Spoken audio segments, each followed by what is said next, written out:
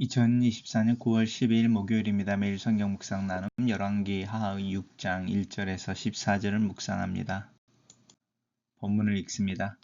선지자의 제자들이 엘리사에게 이르되 보소서 우리가 당신과 함께 거주하는 이곳이 우리에게는 좁으니 우리가 요단으로 가서 거기서 각각 한 제목을 가져다가 그곳에 우리가 거할 초소를 세우사이다 하니 엘리사가 이르되 가라 하는지라. 그 하나가 이르되 청하건대 당신도 종들과 함께 하소서 하니 엘리사가 이르되 내가 가리라 하고 드디어 그들과 함께 가니라. 무리가 요단에 이르러 나무를 베더니 한 사람이 나무를 벨 때에 쇠도끼가 물에 떨어진지라. 이에 외쳐 이르되 아 나의 주여 이는 빌려온 것이니이다 하니 하나님의 사람이 이르되 어디 빠졌느냐 하매 그곳을 보이는지라. 엘리사가 나뭇가지를 베어 물에 던져 쇠도끼가 떠오르게 하고 이르되 너는 그것을 집으라 하니 그 사람이 손을 내밀어 그것을 집으니라.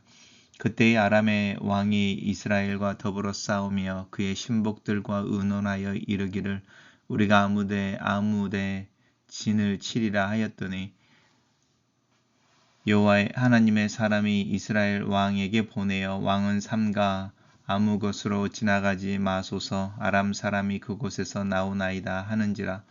이스라엘 왕이 하나님의 사람이 자기에게 말하여 경계한 곳으로 사람을 보내 방비하기가 한두 번이 아닌지라. 이러므로 아람 왕이 마음이 불안하여 그 신복들을 불러 이르되 우리 중에 누가 이스라엘 왕과 내통하는 것을 내게 말하지 아니하느냐 하니 그 신복 중에 한 사람이 이르되 우리 주 왕이여 아니로소이다. 오직 이스라엘 선지자 엘리사가 왕의 침실에서 하신 말씀을 이스라엘의 왕에게 고하나이다 하는지라. 왕이 이르되 너희는 가서 엘리사가 어디 있나 보라. 내가 사람을 보내어 그를 잡으리라.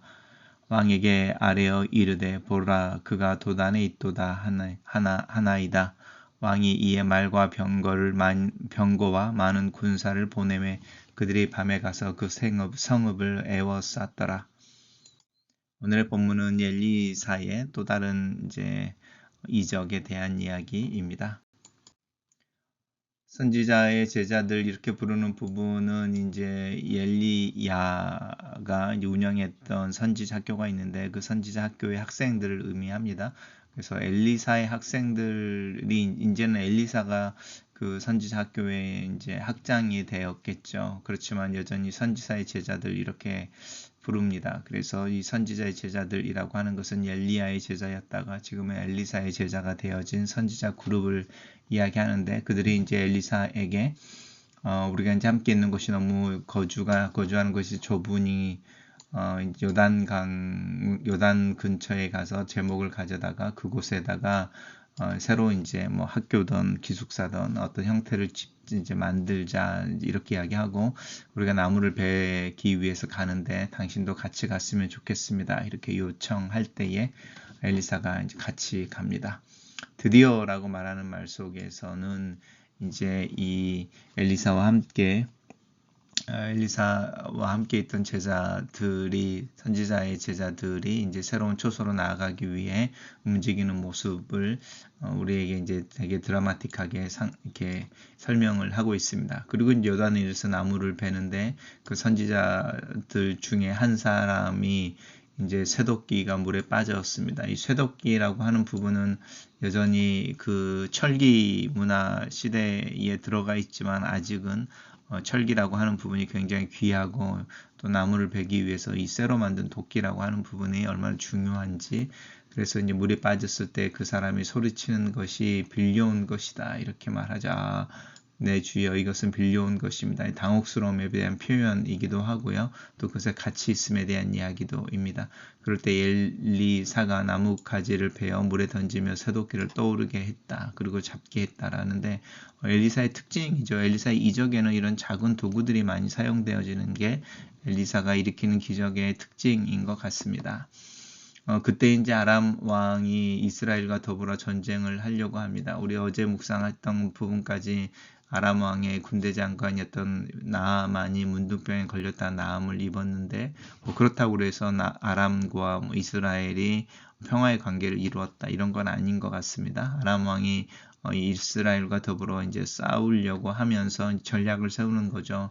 아무데 이렇게 이야기하는데 이곳에 이제 세워서 진을 치고 이렇게 이야기합니다. 진을 치는데 이 하나님의 사람은 이제 엘리사를 의미하죠. 엘리사를 의미하는데 그 엘리사가 이스라엘 왕에게 이 아람 왕의 계략을 알려주면서 그곳으로 지나가지 말라 이렇게 이야기하니까 이제 엘리사의 말을 들은 이스라엘 왕이 엘리사의 말을 따라서 경계한 곳에 사람을 보내어 방비하는데 이것이 한두 번이 아니었다 이렇게 이야기합니다.